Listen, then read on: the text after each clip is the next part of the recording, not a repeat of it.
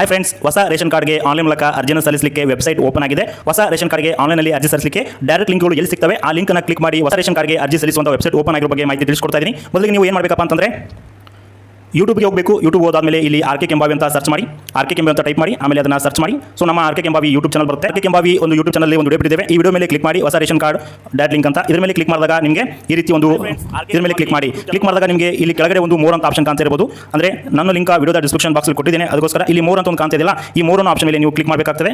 ಈ ಮೋರ್ ಅನ್ನೋ ಆಪ್ಷನ್ ಮೇಲೆ ಕ್ಲಿಕ್ ಮಾಡಿ ಫ್ರೆಂಡ್ಸ್, ಇದೇ ಲಿಂಕ್ ಮೇಲೆ ನೀವು ಕ್ಲಿಕ್ ಮಾಡಬೇಕಾಗುತ್ತೆ. ಈ ಲಿಂಕ್ ಮೇಲೆ ಕ್ಲಿಕ್ ಮಾಡಿದ್ರೆ ಮಾತ್ರ ನಿಮಗೆ ಹೊಸ ರೇಷನ್ ಕಾರ್ಡ್ ಒಂದು ವೆಬ್ಸೈಟ್ ಓಪನ್ ಆಗುತ್ತೆ. ನಾನೀಗ ನಿಮಗೆ ಲೈವ್ ಆಗಿ ಕ್ಲಿಕ್ ಮಾಡಿ ತೋರಿಸ್ತಾ ಇದ್ದೀನಿ ನೋಡಿ. ಸೊ ಆ ಒಂದು ಲಿಂಕ್ ಮೇಲೆ ಕ್ಲಿಕ್ ಮಾಡ್ತಾ ಇದೀವಿ. ಕ್ಲಿಕ್ ಮಾಡಿದಾಗ ಸ್ವಲ್ಪ ಸರ್ವರ್ ಬಿಸಿ ಇದೆ, ಯಾಕಂದ್ರೆ ಬಹಳಷ್ಟು ಜನ ಈ ಒಂದು ವೆಬ್ಸೈಟ್ ಓಪನ್ ಮಾಡೋದ್ರಿಂದ ಸರ್ವರ್ ಬಿಸಿ ಆಗ್ತಿದೆ. ಸ್ವಲ್ಪ ಹೊತ್ತು ವೇಟ್ ಮಾಡಿ, ಆಮೇಲೆ ನಿಮಗೆ ವೆಬ್ಸೈಟ್ ಓಪನ್ ಆಗುತ್ತೆ. ಹೊಸ ರೇಷನ್ ಕಾರ್ಡ್ಗೆ ವೆಬ್ಸೈಟ್ ಕೂಡ ಓಪನ್ ಆಗಿದೆ. ಇಲ್ಲಿ ನೋಡ್ತಿರಬಹುದು ಅಪ್ಲಿಕೇಶನ್ ಫಾರ್ ರೇಷನ್ ಕಾರ್ಡ್ ಅಂತ. ಇಲ್ಲಿ ಕನ್ನಡ ಮತ್ತು ಇಂಗ್ಲಿಷ್ ಭಾಷೆ ಇದೆ. ನೀವು ಕನ್ನಡನ ಸೆಲೆಕ್ಟ್ ಮಾಡ್ಕೋಬಹುದು. ಕನ್ನಡ ಸೆಲೆಕ್ಟ್ ಮಾಡ್ಕೊಂಡಾದ್ಮೇಲೆ ಹೊಸ ಪಡಿತರ ಚೀಟಿ, ಉಳಿಸಲಾದ ಅರ್ಜಿ ಮತ್ತು ಅರ್ಜಿಯನ್ನು ಹಿಂಪಡೆಯಿರಿ ಅಂತ ಬರುತ್ತೆ. ಸೊ ಹೊಸ ಪಡಿತರ ಚೀಟಿಯನ್ನು ಆಪ್ಷನ್ ಮೇಲೆ ನೀವು ಕ್ಲಿಕ್ ಮಾಡ್ಕೊಂಡು ಹೊಸ ಪಡಿತರ ಚೀಟಿಗೆ ಆನ್ಲೈನಲ್ಲಿ ಹೊಸ ರೇಷನ್ ಕಾರ್ಡ್ಗೆ ಆನ್ಲೈನಲ್ಲಿ ಅರ್ಜಿನ ಸಲ್ಲಿಸಬಹುದಾಗಿದೆ ಫ್ರೆಂಡ್ಸ್.